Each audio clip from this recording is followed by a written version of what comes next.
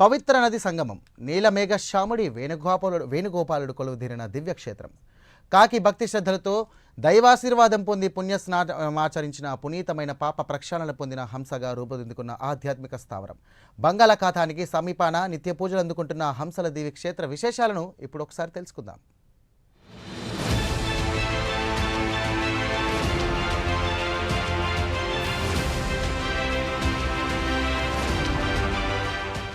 ఇది బంగాళాఖాతానికి సమీపాన పవిత్ర నదీ సంగమం. కృష్ణానది సముద్రంలో కలిసే దివ్య ప్రదేశం. ఇక్కడ వేణుగోపాల స్వామి, రుక్మిణి, సత్యభామ సమేతంగా కొలువుదీరి భక్తుల కోరిన కోరికలు నెరవేరుస్తూ పిలిస్తే పలికే దైవంగా వేణుగోపాల స్వామి సన్నిధిగా భాసిల్లుతోంది. ఈ మహిమాన్విత పుణ్యక్షేత్రాన్ని సాక్షాత్తు దేవతలే నిర్మించారని పురాణాలు చెబుతున్నాయి. శ్రీ మహావిష్ణువు సూచనతో గంగాదేవి తన పాప తమస్సును కాకివలే ధరించి కృష్ణానది సాగర సంగమ పవిత్ర ప్రదేశంలో పుణ్యస్థానాలాచరణతో పాప ప్రక్షాళన పొంది హంసలా స్వచ్ఛత సంతరించుకుందని పురాణాలు చెబుతున్నాయి. అందుకే ఈ క్షేత్రం హంసల దీవిగా ప్రాచుర్యంలో ఉంది.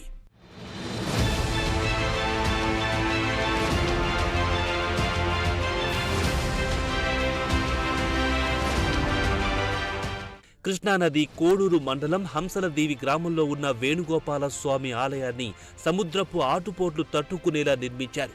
ఇక్కడ అద్భుతమైన శిల్పకళ ఉంది. ఈ క్షేత్రంలో కాకి హంసగా మారింది. శ్రీ రుక్మిణి, సత్యభామ సమేత శ్రీ వేణుగోపాల స్వామివారు ఇక్కడ పూజలు అందుకుంటున్నారు. స్వామివారి దివ్య మంగళ విగ్రహం నీలిమేఘ ఛాయలో ఉండడాన్ని విశేషంగా చెప్పుకుంటారు. తెల్లారగట్ల అయిపోయేటప్పటికి గుడి అయిపోయేటప్పటికి తెల్లరగట్ల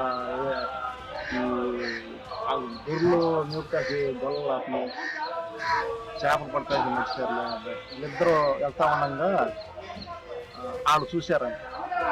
వాళ్ళు చూస్తే వీళ్ళు ధరలు చెప్తారని వాళ్ళ ఇద్దరిని శివ చేశారంట. ఐగ్రాఫాలు తర్వాత 77 తులానికి చిన్నపిల్లలు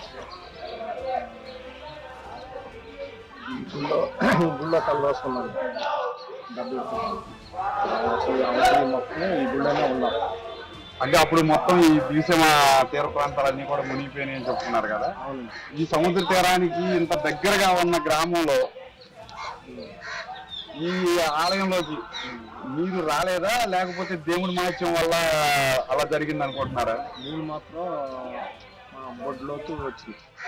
అంటే దేవుడి పాదాలు అంటుకున్నాయి. అంటుకున్న తర్వాత బయట పెద్ద శబ్దం వచ్చింది, మెరుపులాగా మెరిసింది. ఆ మెరుపులో తగ్గిపోయింది.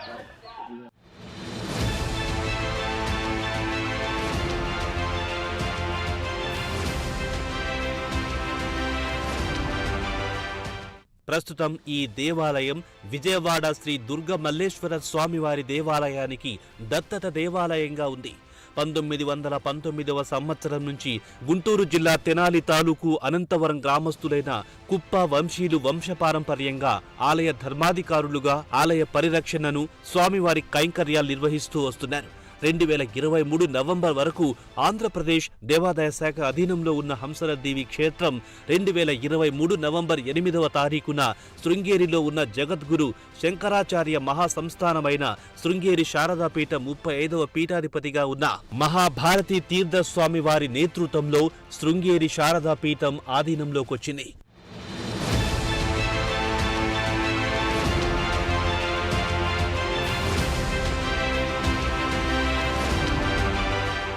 తీర్థక్షేత్రంలో వెలిసిన రుక్మిణి, సత్యభామ సమేత శ్రీ వేణుగోపాల స్వామి ఆలయాన్ని ఒక రాత్రిలో నిర్మించారని స్థల పురాణం చెబుతోంది. దేవాలయ నిర్మాణం పూర్తయి గాలిగోపురం నిర్మిస్తుండగా తెల్లవారిపోయిందని, దేవతలు వెళ్లిపోయారని, అందువల్ల అది అసంపూర్తిగా మిగిలిపోయిందని చెప్పేవారు. ఆ తర్వాత దానిని 5 అంతస్తుల గాలిగోపురంగా నిర్మించారు. 1000 దంపతులతో స్వామివారి ఆశీస్సులతో ప్రారంభించారు. 2007లో 12 సంవత్సరాలు కాట సంగమం చేశాం. తర్వాత భారత వాళ్ళు ఇబ్బందులు పెడుతున్నారు. తర్వాత హంసల్లోకి కార్యక్రమాన్ని మార్చమైంది. ప్రతి భీష్మ ఏకాదశికి సామూహిక సత్యనారాయణ వ్రతాలు జరుగుతాయి. ఈ కార్యక్రమంలో ఇతర రాష్ట్రాల నుంచి 5 మంది ఇతర జిల్లాల నుంచి వచ్చి పాల్గొంటారు. ఈ కార్యక్రమం సోమవారం ఇది 12వ సంవత్సరం జరుగుతుందండి.